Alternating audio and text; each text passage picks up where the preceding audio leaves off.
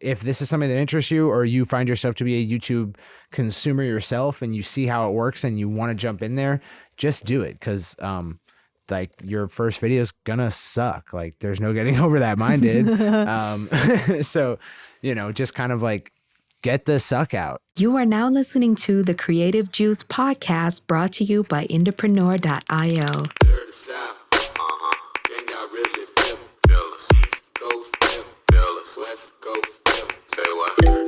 What's up, indies? Welcome back to Creative Juice. I am your host, Circa. With me, as always, co-host Corrin Campbell.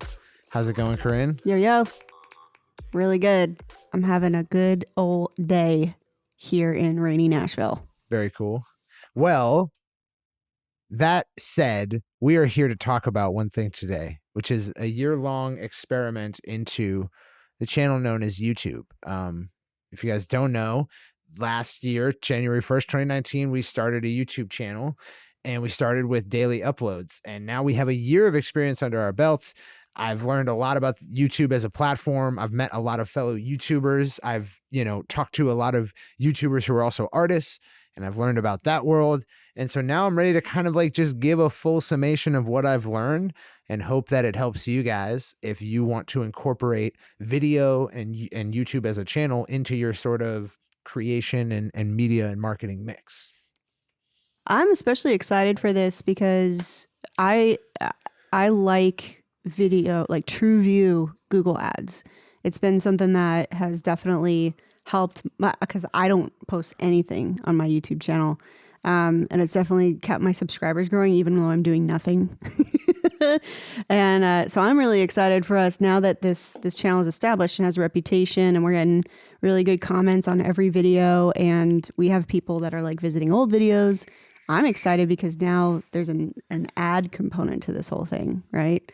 So it's been exciting. I mean, I haven't really been involved in Full Stack Creative thus far, but we're planning on changing that. And so I'm stoked to see what comes next for it.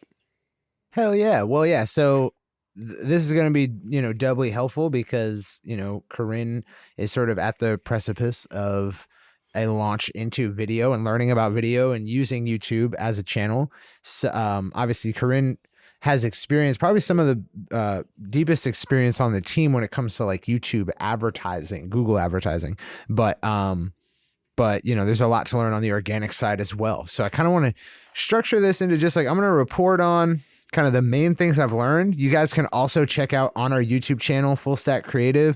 I did a breakdown at the end of last year, about a month ago, on sort of like my summation of lessons learned, which can kind of serve as a counterpoint to this or a companion to this episode. But I just kind of want to talk about how YouTube works as a channel and how it can benefit creators, because I think it speaks to our larger point. As a company, when we talk about our mission and our vision and our values, we see it as there's a massive convergence in terms of entertainment media. Celebrity has been democratized, and there are these massive instances of like micro celebrities, internet celebrities, right? That are artists of some sort, or they're fashion designers, or they're, makeup tutorial givers, or they're videographers. There's people from all stripes, right, who are using these sort of channels like Instagram and YouTube to build up an audience and a following around their passion. And so I don't want the word celebrity to like dirty this up. Ultimately, what I mean is that in the 1970s, if you're a musician, you're not also typically trying to learn how to use a camera, right? Or trying to learn how to use like, a paintbrush, like if you're a musician, you're working your ass off at like making the music and the live show really good back then. It's your singular focus. But when the actual creation of music becomes easier, when the recording of music becomes easier, when the release of music becomes easier, that frees up that time. It's like, what do you now dedicate that to?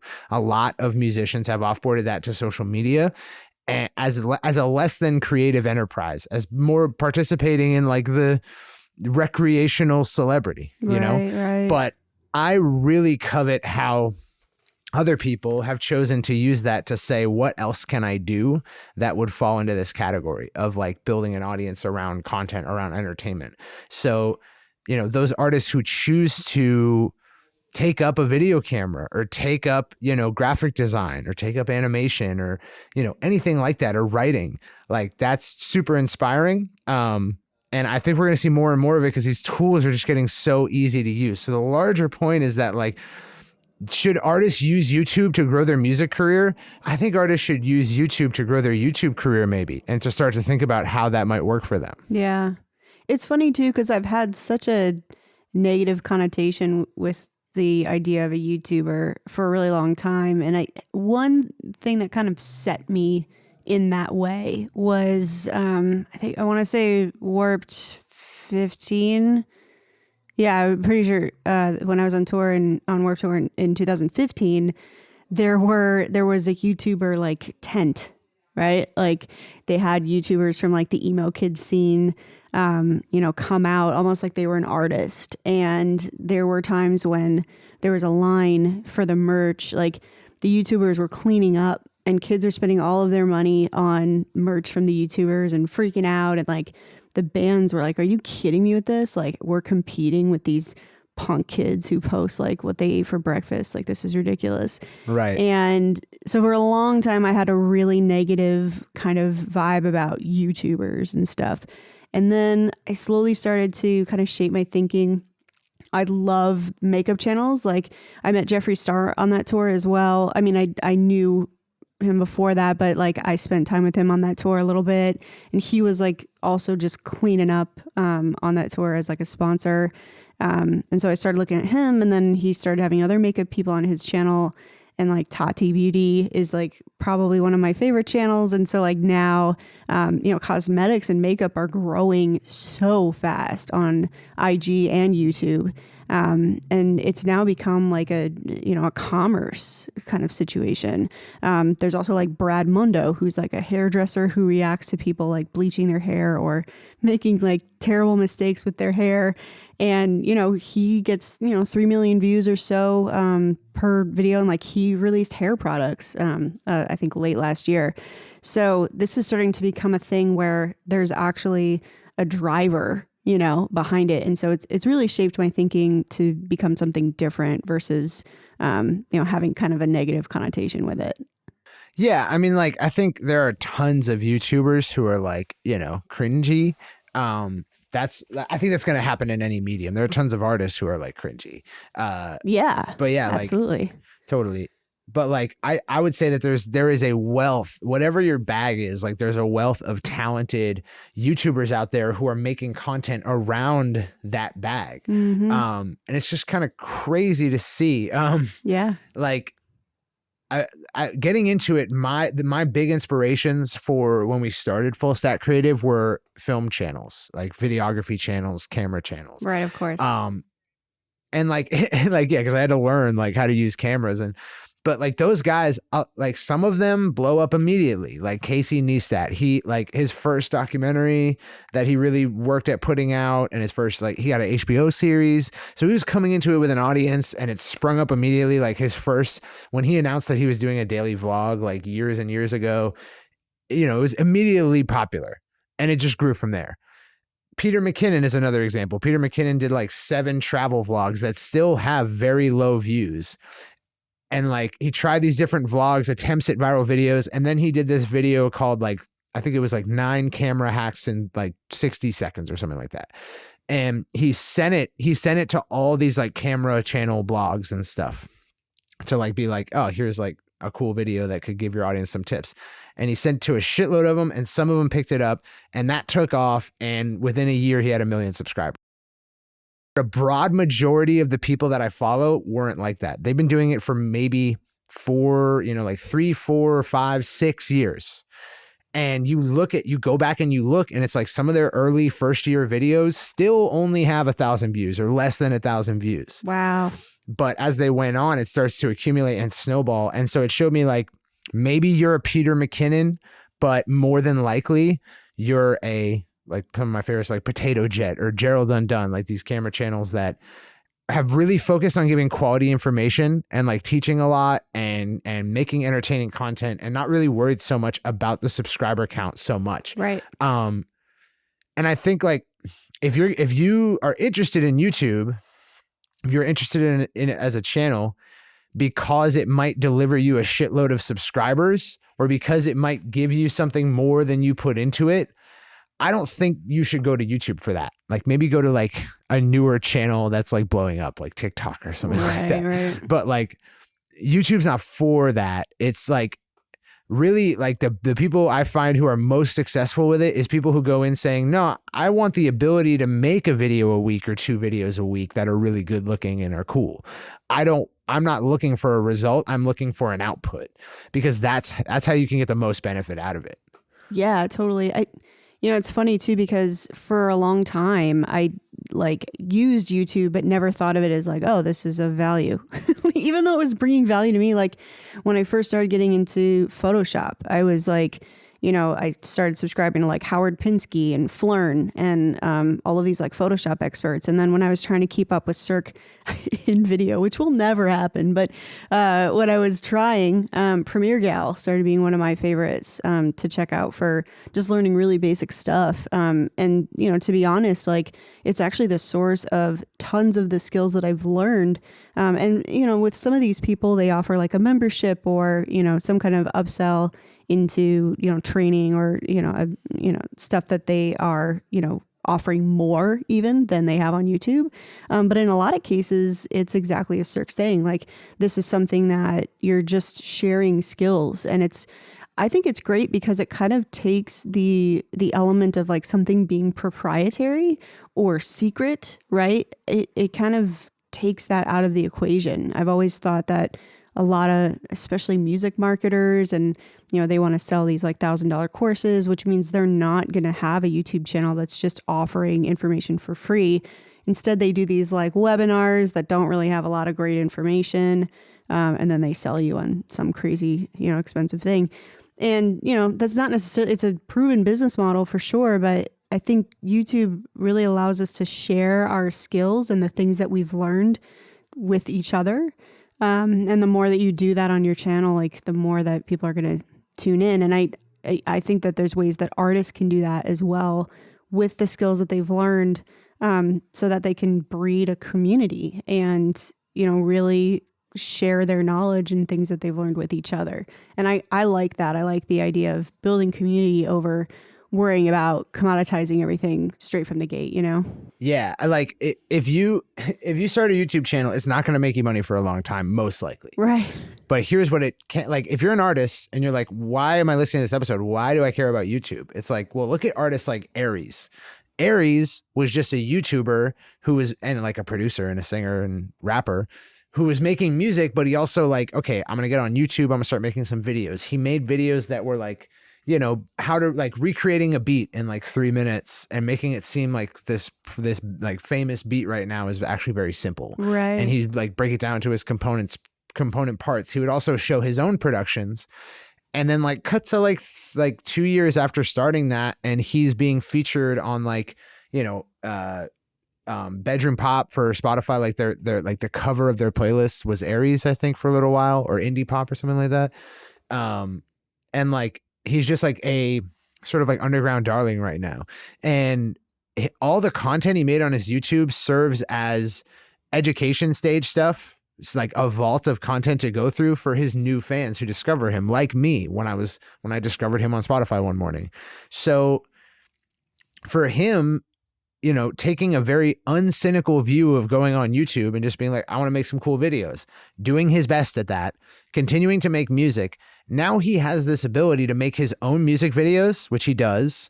He has this ability to put out recurring content for his fans whenever he wants. He's developed a style, a visual style. He's developed his own style with editing. So when you experience an Aries video, it's through the style and the format that he built through his YouTube channel. Right. So what I want you guys to think about is like, not how can YouTube benefit me marketing wise, but how could the skill of being able to create, 9 to 12 minute videos that are super entertaining and look great, how could that benefit my career? Like probably a lot, right? Yeah, absolutely. Yeah. I mean, it's funny too, because like, I think there was a lot of people who, when they moved over to Twitch, I mean, obviously that's like more of an esports gaming platform, right? But there's a lot of ways that they kind of served each other. But it also like allowed them to do video at a very low quality, because they're on a green screen and they're just using a webcam, and like that's the standard. That's what if people are playing Call of Duty, that's what they're used to. They're used to looking at the game more anyway. So I think that it's cool that YouTube has kind of upped the game so much because these skills are something that you can learn. And, if you're a musician like me, you're probably like, man, I don't want to learn all this stuff. And I have still, like, even in my soul, have been resistant to to learning this stuff. But the thing is, like, you don't have to be Cirque about it, right? Like, you don't have to be like, oh my gosh, I'm going to like spend all this time like color grading and making it perfect and whatever. Like, I think that there's a lot of ways that you can make a high quality video, but not have to make this like professional film cinematic version of everything. And it doesn't have to be that hard because you can go on YouTube and find 15,000 channels telling you how to do it, and it's amazing. There's a lot to be said for like the fact that like most of the more successful YouTubers are not like professional videographers. Right. Content shows it, Yeah. And they're not hiring professional videographers either. Right. They're just like figuring out as they go. And, that's why a common thing, like from Jenna Marbles to, these makeup gurus to, some of the top players in the scene, like even their videos are like looking back at my first video.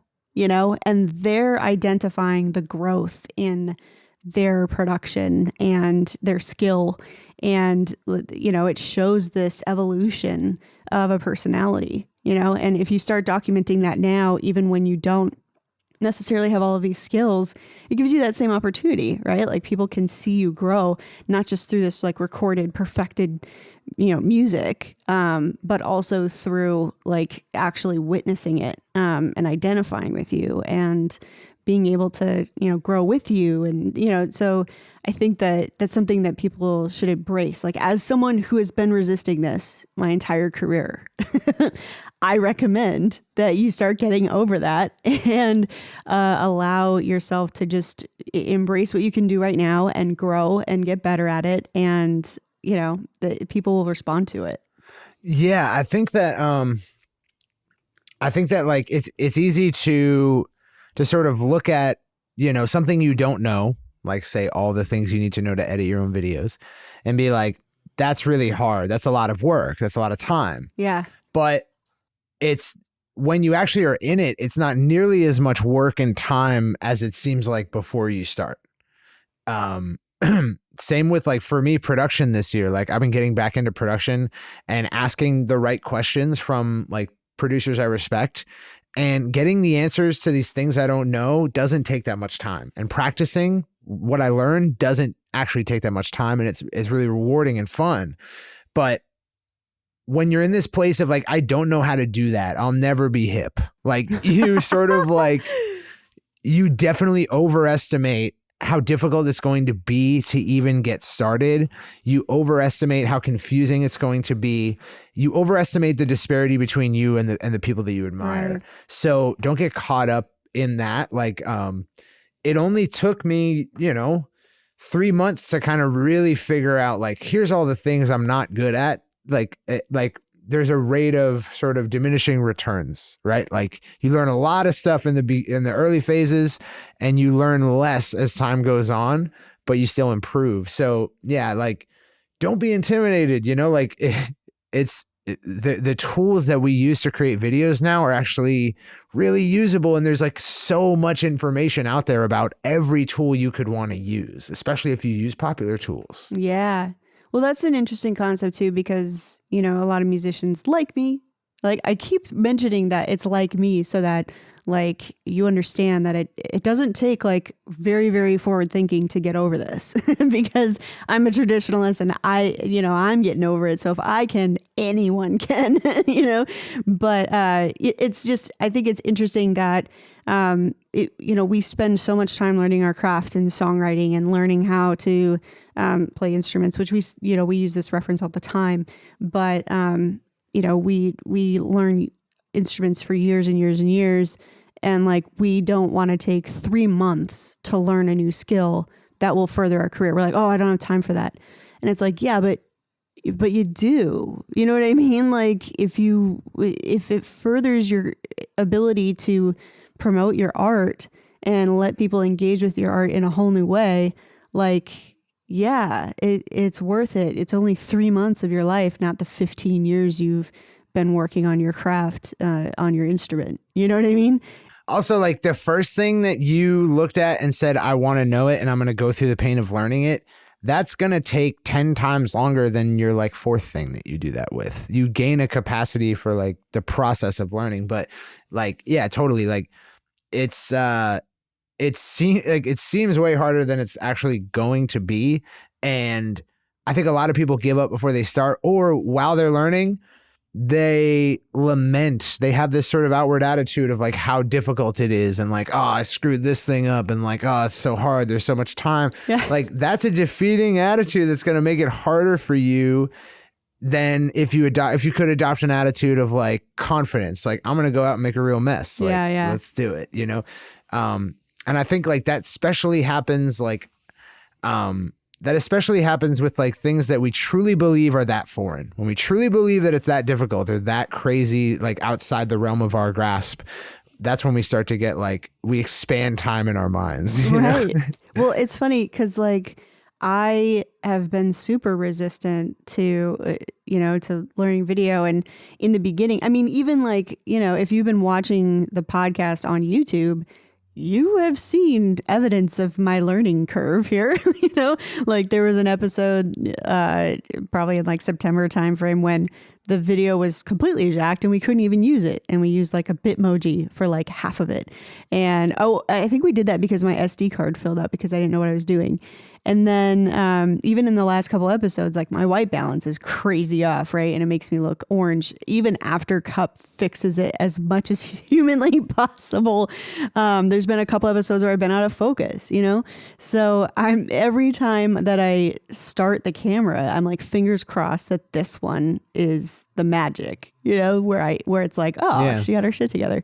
And I think that's a valuable learning process. And so like, I like that Circa and I are kind of at opposite places here where I'm still like, okay, like I haven't committed a ton of time to this, but I'm still going to try to learn how to make this better versus just like feeling defeated constantly, and just not continuing to push through it. Because in the end, like I've started to think about like, how can this apply? Like, when I do a membership area, like really offering a quality experience there. And how does this apply to being able to produce my own, fan finders and video ads and like making things really compelling. And so like, as I've pushed through these struggles, I've started to see the light at the end of the tunnel for like what's possible if I just push through it and allow myself that failure. Yeah, like it really means everything if you can be capable at video. Like self-efficacy in video is so huge for an entertainment career. I think that's summing up like what I wanted to start off the podcast with, which was like, it's not that you'll get a bunch of followers or subscribers. I mean, you might, and if you keep at it, you definitely will. Right. But moreover, you will gain an ability that is worth its weight in gold. Like if you don't need someone on you with you on the road, if you don't need someone with you to create videos and content, you're so powerful. Oh, like, yeah. For budget. Like I remember, recently, like a management firm production agreement kind of outfit, like tried to dangle a videographer on contract in front of like my friends' faces as like, this is why you should sign with me. I can get you this videographer and we'll be doing shit like with video. And it's like, dude, that is no reason to like sign away your life, Yeah, for sure. So yeah, like you can onboard really quickly. And speaking of like out of focus, like very recently on our channel, I put out a video saying like, I suck at these following things still when it comes to videography and I want to fix them. And since then, my focus has been a lot better. And I think there's a couple other things I could outline, like making sure that my picture profiles and codecs are appropriate for what I'm trying to deliver in, which has been a problem for me. Not one that you guys might notice in the finished product, but it's been a problem for us, like production wise. So Greek to me, but I believe you. Yeah, you never stop learning like little things that can help you out in this field. But I think like if you're not in a state of pushing yourself to learn more, just to cap off the motivational portion of this, like if you're not in a state of learning things that push your capacity of what's possible, that push your ability to handle it all, then you're losing that ability. If you don't use it, you lose it, especially when it comes to like becoming better at very difficult to learn technical things like music and video and marketing. Like they all share a range of technical difficulty and mastery that is very similar tracks. There's so much gear. There's so many tools. There's so many concepts to learn. There's so much science to it.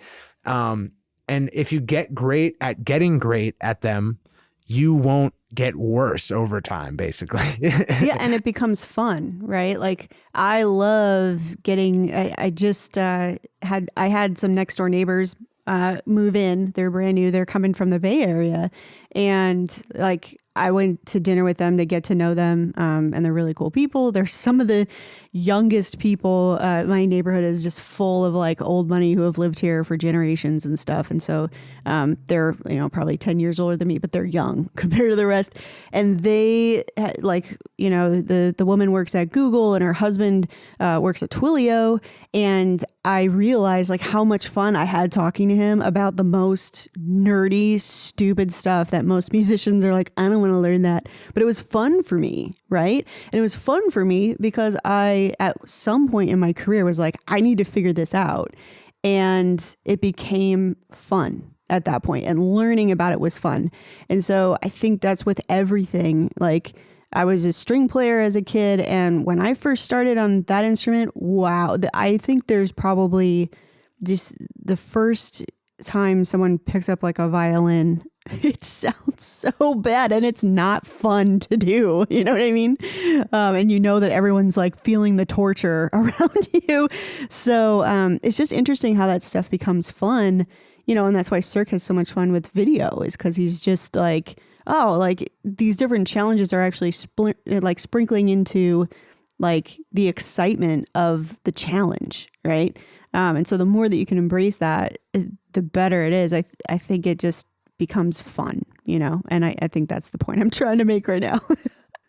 Totally. Like people, and like the larger message, like just to cap us off, like people comment on our ads and they're like, oh, I'm supposed to do all this shit and be a musician? Like this? No. Right. This is bullshit. Yeah.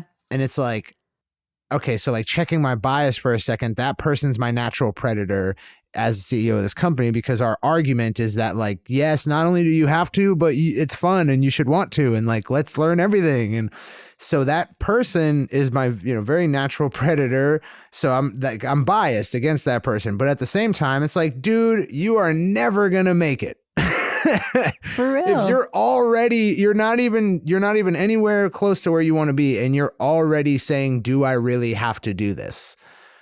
That's bad. That's a bad position to be in. Like no matter what you're trying to do, entrepreneur, you want to be a filmmaker, you want to be an artist, like whatever, like that's a crazy thing to ask this early on in the game. Well, especially if you want to be a human who like ends up somewhere better than where you started as a juvenile. You know what I mean? Like You're gonna have to learn things, and the fact that people are resistant to learning things is just crazy. So anyway, I'm not trying to like harp on that. I know people are like, I get it, like I should embrace it, but I do think that what Cirque has done with Full Stack Creative this far has, even if you look at the videos he was doing a year ago to what he's doing now, and the fact that, everything on Full Stack Creative has been 100% organic, right, Cirque? We haven't run any traffic on our YouTube channel, have we?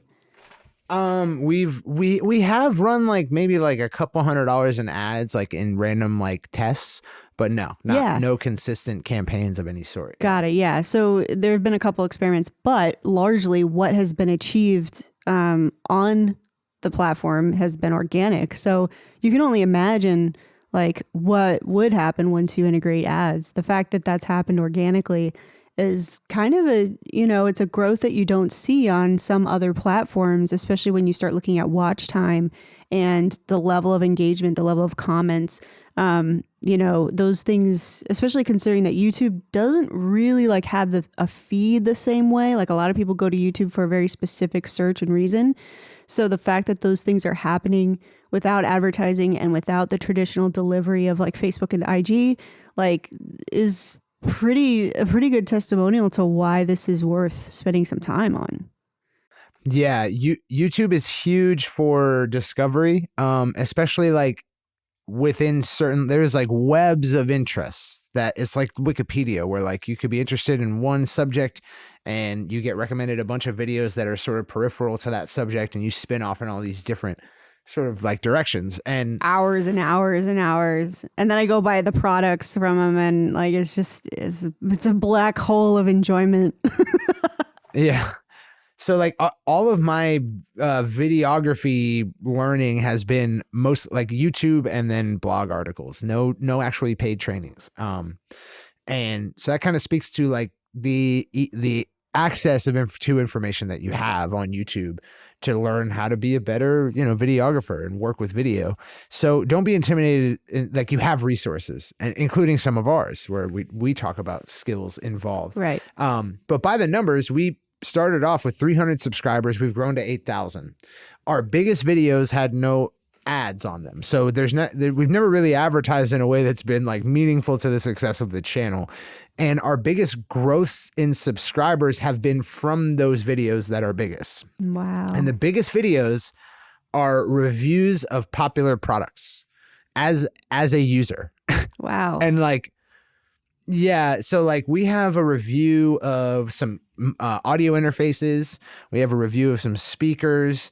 We got a review of some cameras, some lights, and then review of some gimbals. So like filmmaking and then music making gear, and like tens of thousands of views from organic search. And like almost 1,000 subscribers have come from some of the biggest videos that we have.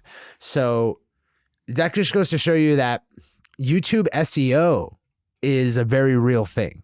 If you can get out there and talk about some of the things. Google will present, like if you're searching like a piece of tech or how to do something, like Google will totally put popular YouTube videos at the very top of your search, even above like articles and websites, because Google is YouTube is a Google product. So yeah, it totally makes sense. In order to be at the top of Google, you need to either be the very best website for that search term, or you need to be one of the top 7 YouTube videos for that search term. So it kind of shows you that like you have a better chance of getting on that front ranking of Google as a video on YouTube than you do as a website being ranked. So yeah, like it's huge for not only Google's SEO, but also on YouTube. It's actually shockingly easy to rank number 1 for a popular product, as long as it's not wildly popular. Right. Like, and even years after that product's been released, like I did a review on the Boss 505 loop station, where I just sort of like did a real world use case of it and like made a little song with it. And that's like I think that's our biggest video to date. And that looper is like over 6 years old, as I got wrong in the intro to that video. I thought it was recently released, but it was not.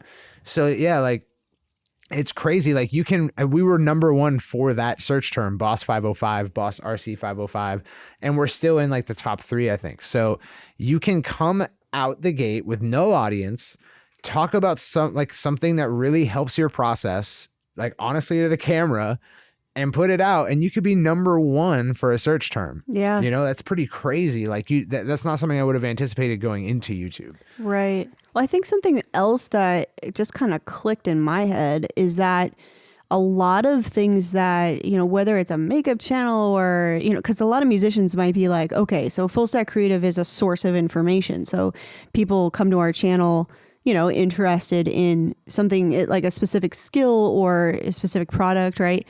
But in reality, what any of these channels, like I think the most successful videos that I've seen of a lot of the channels that I like to follow are like user experience stuff, right? So as a musician, you could completely attract, people who are interested in, music, right? And any of the things you use for music, or any things that you're using on tour, or any of the stuff that, just sharing your experience of a product or, something like that, your experience of a restaurant, whatever it is, right? Taco Bell videos from bands is not a rare thing.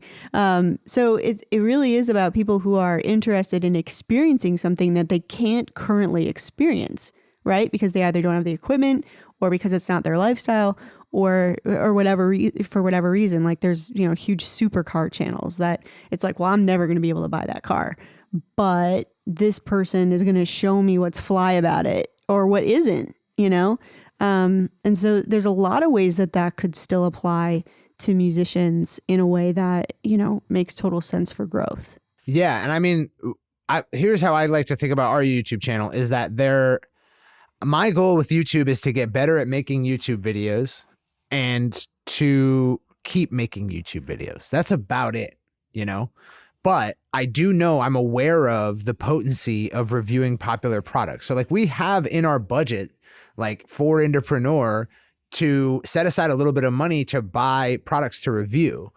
And that's because we know that those videos are going to do exceptionally well. They're going to bring in tons of new subscribers. They may even subsidize. Like some of these videos are worth $500 or $600 over a year's time. Right. So, we're cognizant of that, but my goal is not to make as many of those videos as I can. And so a lot of our videos have less than 1,000 views, and I'm not looking at those like they're the, quote unquote redheaded stepchild. Like I'm not looking at them like they're less than.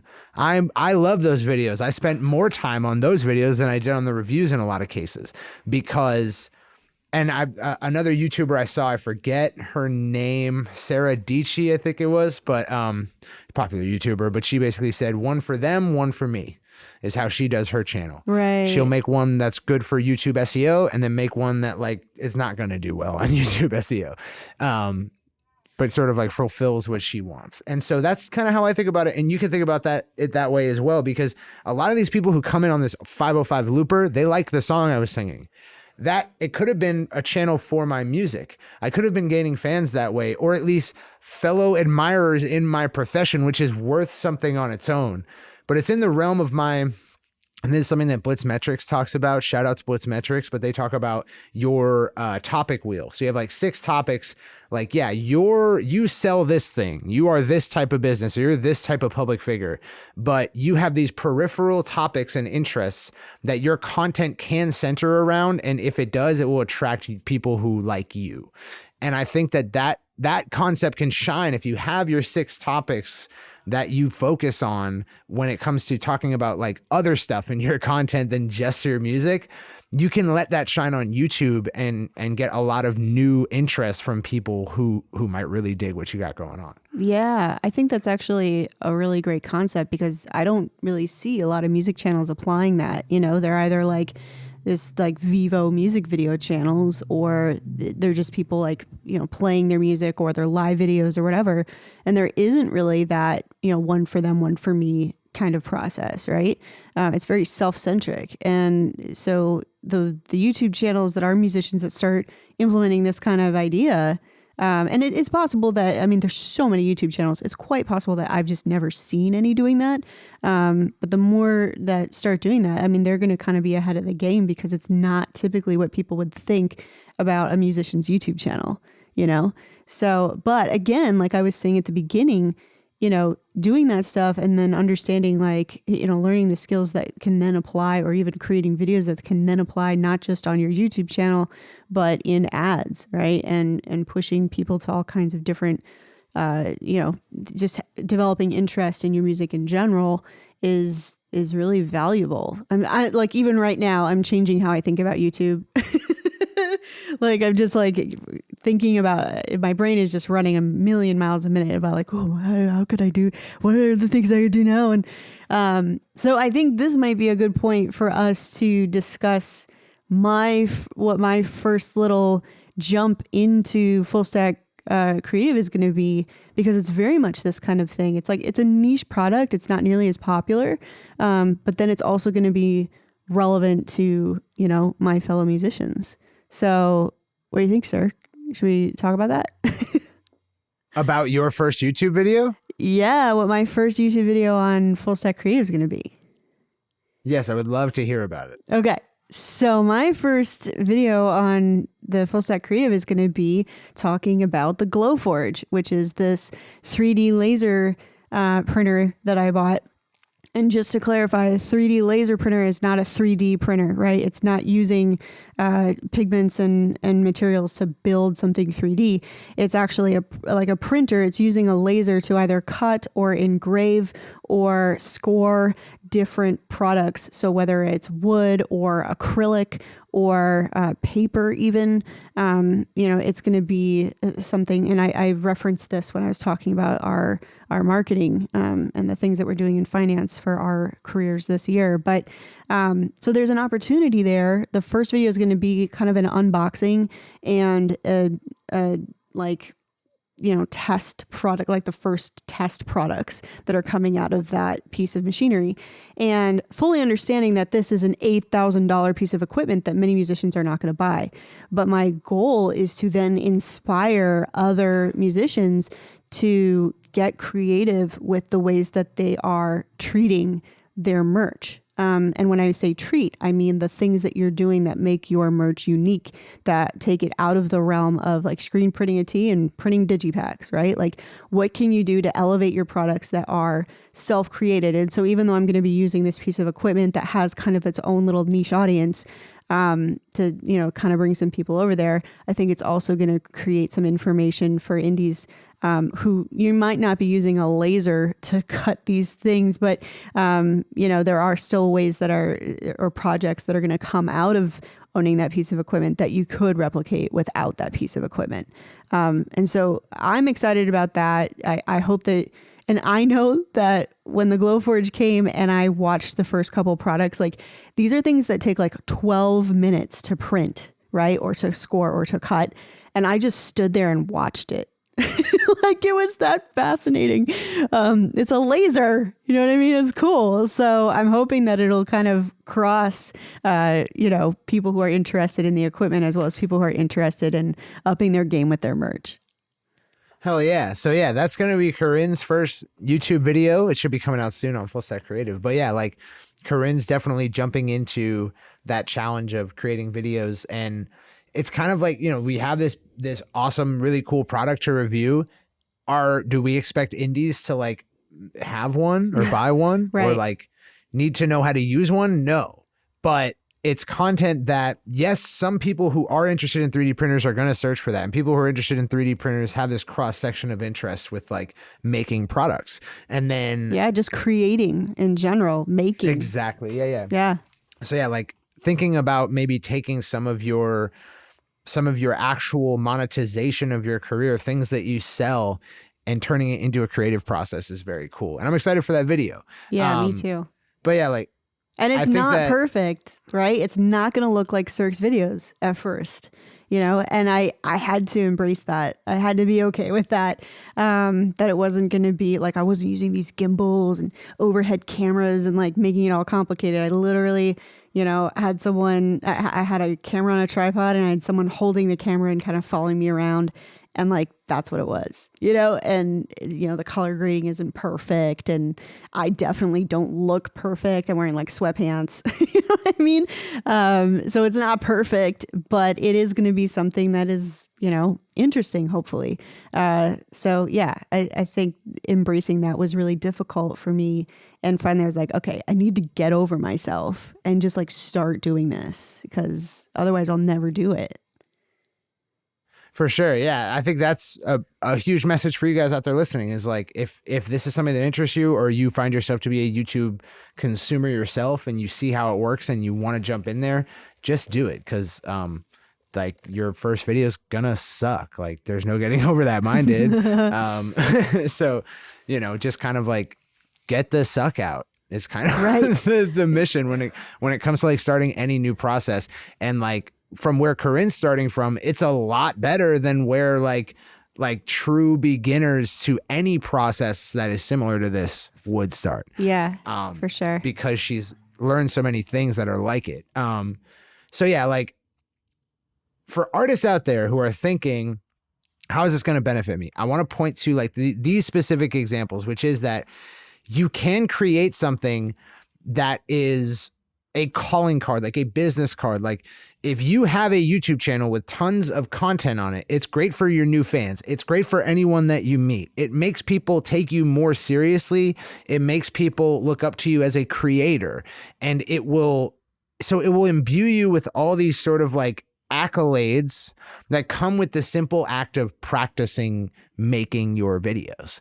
And I think a great example of that is Aries. A great example of that is Andrew Huang. Great example of that is Kenny Beats, who is already pretty famous, but The Cave YouTube series that he's created has been, huge for him.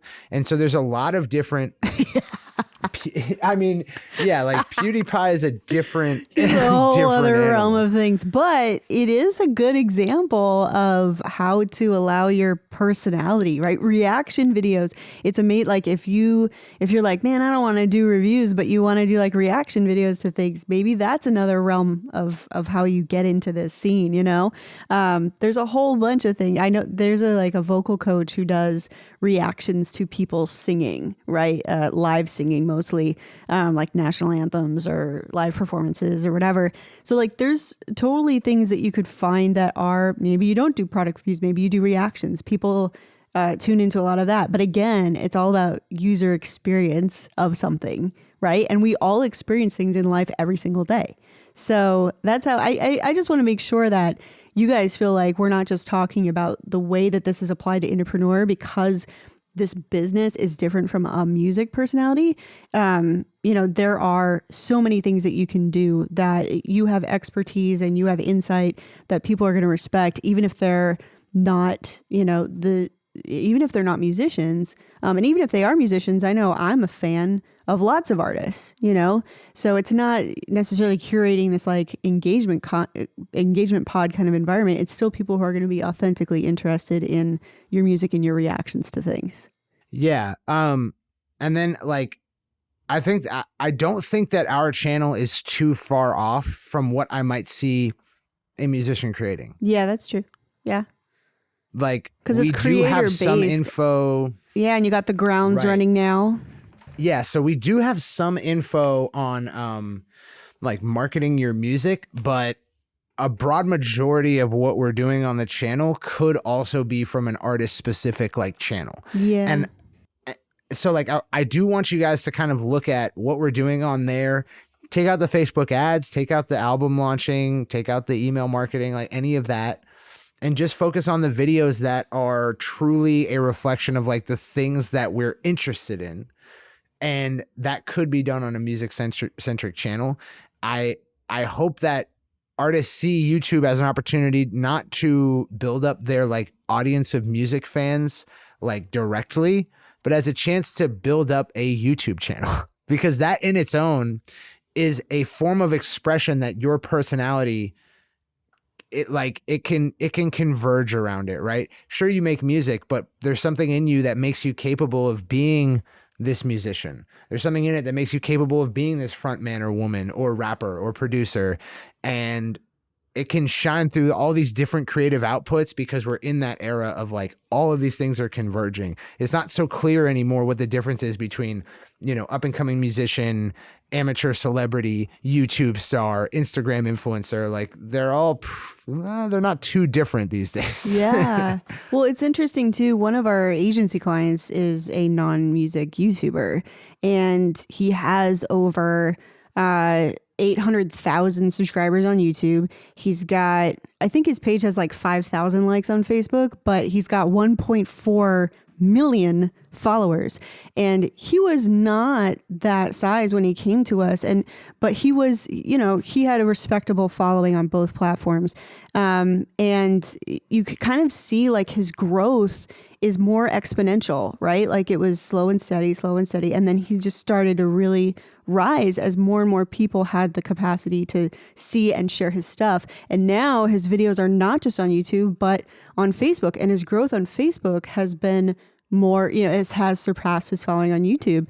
And it's because he had that content to put out there. So it can complement other things, right? And people are starting to find him on both platforms because he's just got all of this buzz happening around him, right? So even people who may discover him on Facebook are also heading over to YouTube because they actually prefer that platform more. They just happen to see his stuff on Facebook. And this is a guy whose stuff is very, it has language, right? It has language and it has sexual context to it.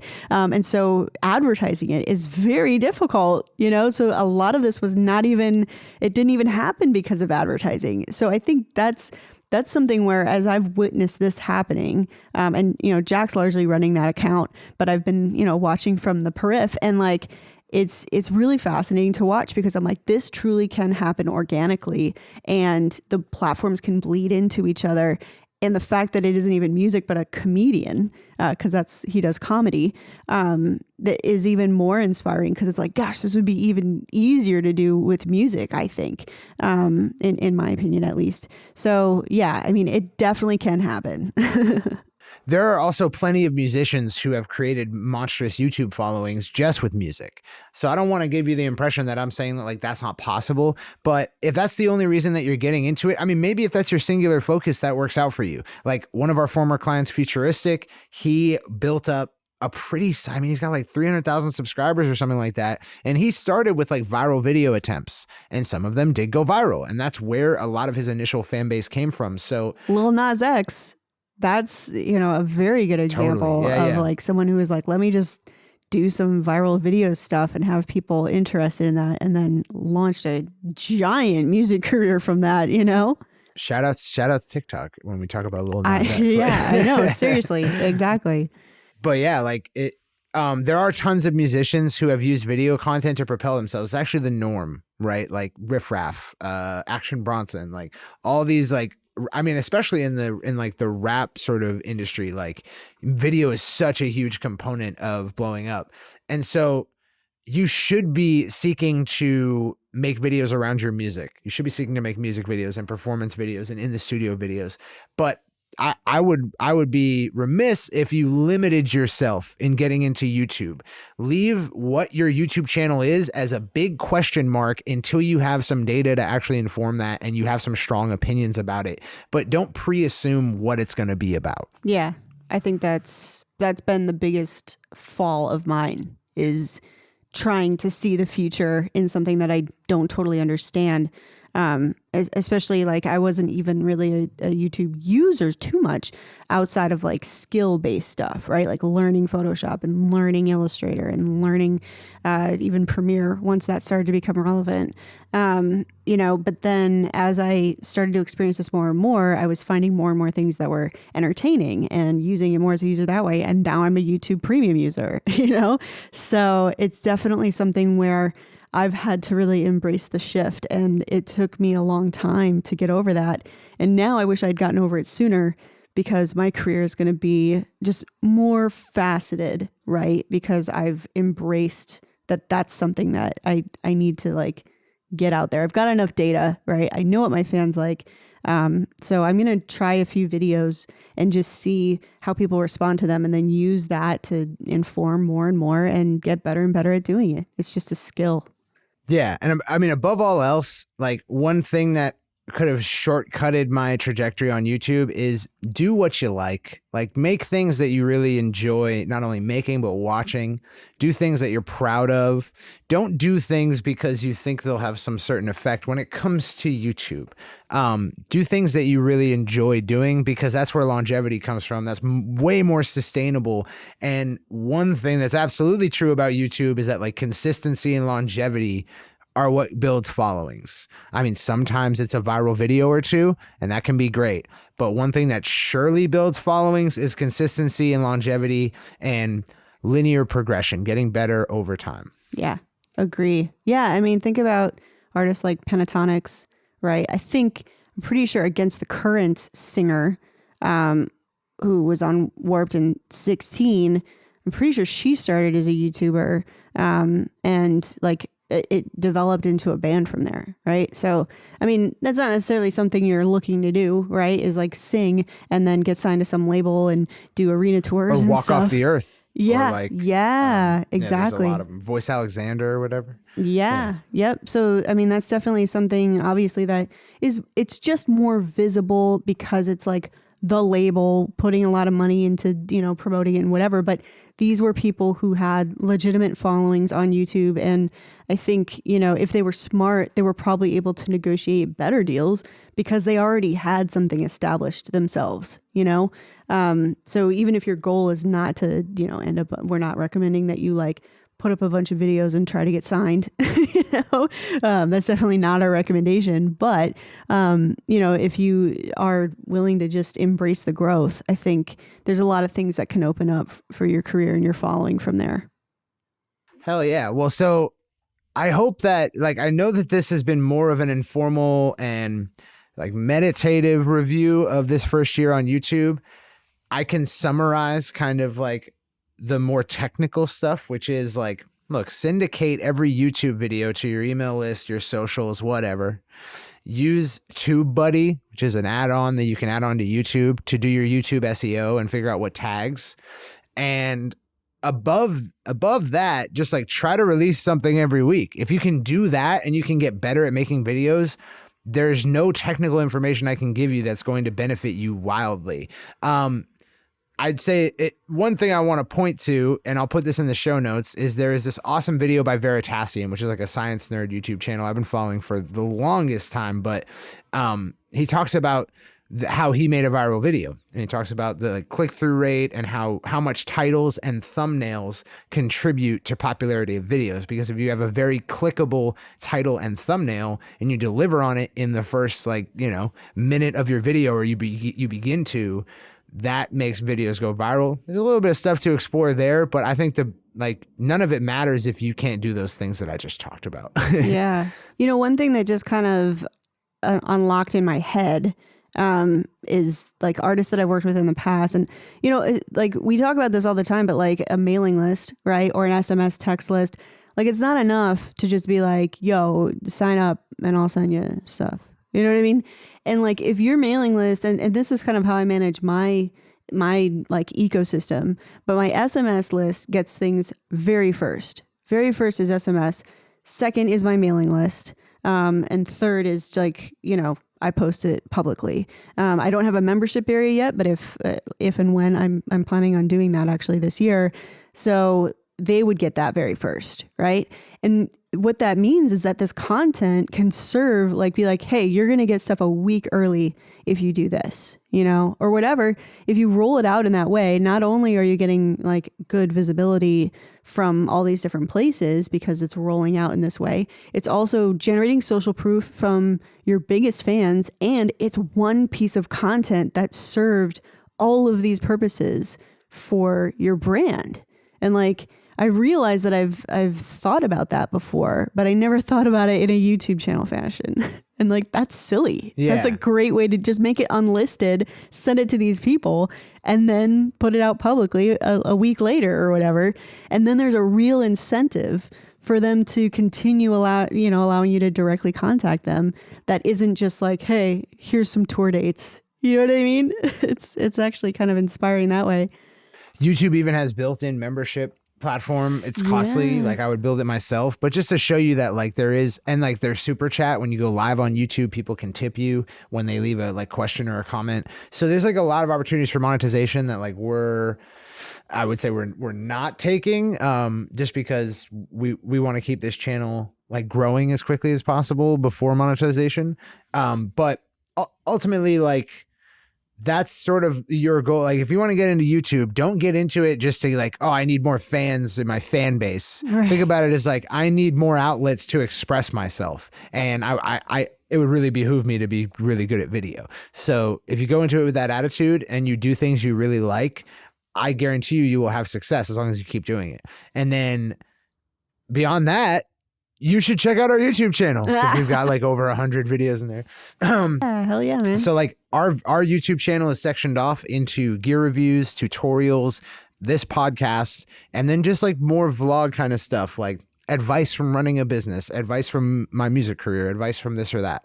And then we have a brand new show on our YouTube channel called The Grounds. So this year from January 1st, and we talked about this in the previous episode, but from January 1st until the end of the year, I have that time to put out 30 songs, and I am recording it all at home, making the videos at home, marketing it from home with a bunch of friends. And we've got, some pretty cool recording equipment. We've got, cameras since we've been making this YouTube channel, so we might as well put them to good use. And we're going to document that whole process all throughout the year. So every week this year, we're going to be trying to put out an episode of The Grounds, and we'll be picking back up with tutorials and reviews as soon as we have a little bit of an archive going with the creation of that series, because it is a reality series. It's like literally every week we're cutting it, editing it, putting it out. So you're kind of right there with us.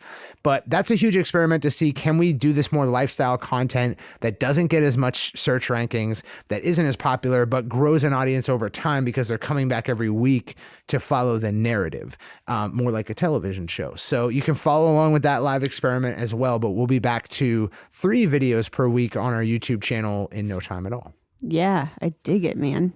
And especially with Corrin doing videos, we'll have, maybe even 4. Yeah, Nashville office needs to represent on that channel. So I'm getting over my barriers, and we gonna get there. Yeah. Hell yeah, gang. Well, next week we're gonna be back here with some more regularly scheduled programming. I know that we took a break to talk about Indie Founder, to talk about this channel, but we do want to keep the ball rolling with sort of some more educational content. Give me 1 second. I got to find this. I wanted to take a break to talk about, not only all the advancements that Corrin's made with Indie Founder, but to report on this YouTube test. And we'll be back to talking less about our products in the next episode. But yeah, thank you guys so much for listening. Please check out the YouTube channel. Give us some feedback. Let us know what you think. Any questions that you want to pose to us in there, feel free to comment on videos or ask questions on this podcast episode on our YouTube channel. Very meta. And we will see you guys next week on Creative Juice.